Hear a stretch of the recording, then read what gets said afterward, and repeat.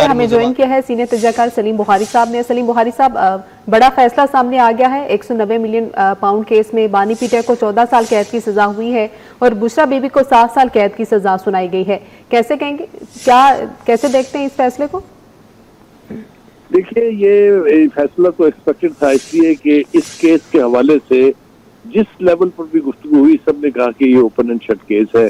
चाहे वो वकला थे, चाहे वो साबका जजेस थे, या जो सियासतदान थे जिन्होंने यानी सियासत की गेम में जो काफी देर से यानी उनका तजर्बा है, उन सब का कहना यह था कि इसके जो शवाहद है, इसके जो सबूत है, और इसको जिस तरीके से इख्तियारात का नाजायज इस्तेमाल किया गया है, जिस तरीके से एक अहम ओहदे पर होते हुए एक प्राइम मिनिस्टर ने उससे बेनिफिट लिए हैं, वो तो उसके एतबार से तो ये फैसला जो है ये बिल्कुल हकायक को सामने रखते हुए बिल्कुल दुरुस्त दिखाई देता है। इसलिए कि जो प्राइम मिनिस्टर के ओहदे पर फायज हो शख्स, वो इतनी बड़ी रकम जो है उसके साथ ये खिलवाड़ करे कि वो एक दूसरी हुकूमत ने लॉन्ड्रिंग मनी करार दे के वापस पाकिस्तान के खजाने में भेजा हो, और प्राइम मिनिस्टर जो है वो उसको एक बिजनेस टाइकून के जुर्माने की रकम के तौर पे जमा करा दे, ये इतना बड़ा खिलवाड़ है अपने इख्तियारात से।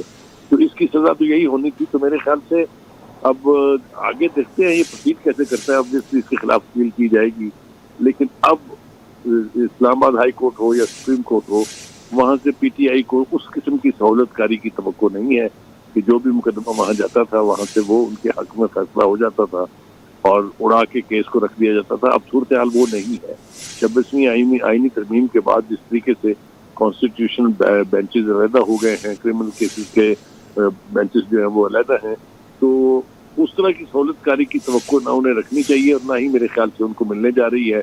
एक और अहम बात जो इसके साथ जुड़ी हुई है वो ये कि ये कहा जा रहा था कि जी बैकडोर डिप्लोमेसी हो रही है, बैकडोर चैनल्स खुले हुए हैं, वहां से इनको किसी रिलीफ की तवक्को हो रही है।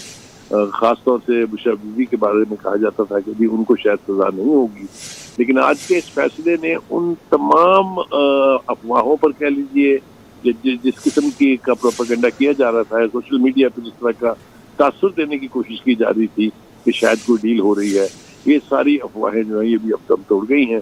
अब देखना ये है कि पीटीआई इसके बाद कैसे आगे प्रोसीड करती है। अच्छा सलीम बुखारी साहब, क्या पीटीआई बतौर जमात और बानी पीटीआई इस केस के मुतालिक और इस फैसले के मुतालिक पहले से बाखबर थे कि जो कुछ किया हुआ है, किया धरा है, वो सामने आएगा ही?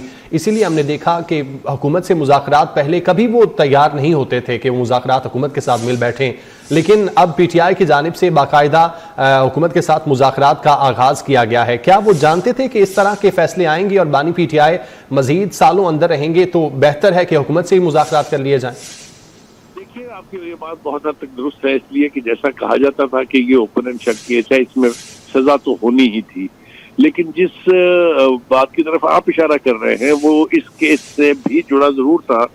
लेकिन एक और केस है, वो जो जनरल फैज हमीद की जो कोर्ट मार्शल की प्रोसीडिंग चल रही हैं, उसके खतरे के पेश नजर मेरे ख्याल से मुज़ाकरात जो है, जो 2-2.5 साल तक कहते रहे चोरों डाकुओं के साथ नहीं बैठेंगे, खुदकुशी कर लेंगे, इनसे मुज़ाकरात करने से बेहतर है, वो अचानक जो है आपने देखा कि वो इस तरह तराना गा रहे हैं मुज़ाकरात का और ये कह रहे हैं कि दूसरी तरफ के दरवाजे बंद थे, हालांकि ये कहानी बिल्कुल उलट है।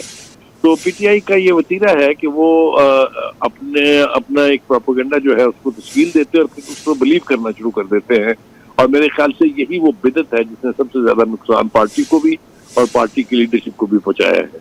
जी सलीम बुखारी साहब, सारे एडमिटेड फैक्ट्स थे केस में। बरतानिया की एजेंसी का भी अगर देखें तो गवाहान का भी देख ले, और कैबिनेट को जिस तरह से मिसलीड किया गया, उसके बावजूद पीटीआई का ये कहना कि हमारे लिए प्रेशर बिल्डिंग के तौर पर ये केस चलाया जा रहा है, किस हद तक उनका ये बयानिया गलत है? देखिए, ये बयानिया गलत साबित हो चुका पहले भी और दोबारा भी। सुप्रीम कोर्ट में जब ये मामला रेफर हुआ था कि क्या ये रकम किसी के जुर्माने में जमा कराई जा सकती है, उस वक्त सुप्रीम कोर्ट का फैसला जो था वो बिल्कुल क्लियर है कि ऐसा नहीं हो सकता है। तो मेरे ख्याल से फैक्ट्स को अगर आप देखें तो उसके एतबार से तो बिल्कुल ये फैसला हमें सही दिखाई देता है, इसलिए कि अभी तो इसके बाकी जो लोग जो इसमें जिनका किरदार है वो फरार है। शहजाद अकबर है, वो जो सबसे बड़ी चीखें मारते थे एहतसाब की और मामून बनते थे एहतसाब के, वो अब दिखाई नहीं देते हैं। जिन्होंने प्रेस कॉन्फ्रेंस में कहा था मैं तो यही हूँ, मैं तो पाकिस्तानी हूँ, मैं तो कभी यहाँ से नहीं जाऊंगा। आपने देखा कि वो भी पिछले 2-2.5 साल से फरार हुए हैं, तो अभी और नाम भी हैं, जुल्फी बुखारी का नाम भी है इसमें। तो अभी तो वो लोग जो है उनको भी सजाएं होनी है।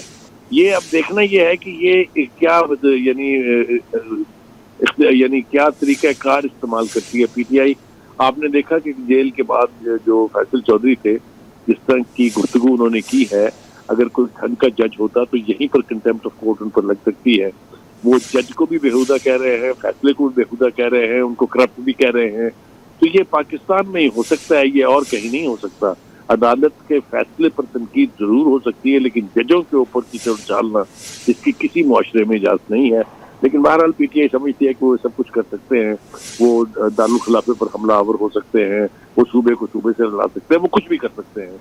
तो इसलिए ये चीजें अपनी जगह हैं, लेकिन ये जो सबसे बड़ा फायदा इस फैसले से मेरे ख्याल से नजर आता है वो ये है कि वो जो बैकडोर डील की बातें हो रही थी वो दम तोड़ जाएंगी, और अब मेरे ख्याल से आगे तो मुश्किलात ही मुश्किलात हैं, क्योंकि बहुत सारे अहम फैसले और अभी होने हैं। जी।